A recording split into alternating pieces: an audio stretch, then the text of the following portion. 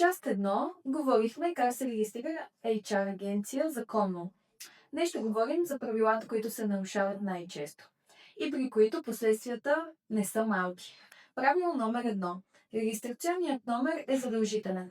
Всяка обява, всяка реклама, всяка публикация, навсякъде трябва да стои официалния номер на агенцията. Правило номер 2. Без договор няма обява. Преди да публикуваш каквото и да е, трябва да имаш сключен писмен посреднически договор с работодателя. Не устна уговорка, не имейл, а договор. Правило номер 3. И това е най-важното. Търсещите работа не плащат. Никога. Нито за регистрация, нито за CV преглед, нито за приоритетно разглеждане. Събереш ли такса от кандидат, незабавно те заличават от регистъра с бонус. Сериозна финансова санкция. Звучи строго? Така е. Но ако знаеш и спазваш правилата, нищо от това не те засяга.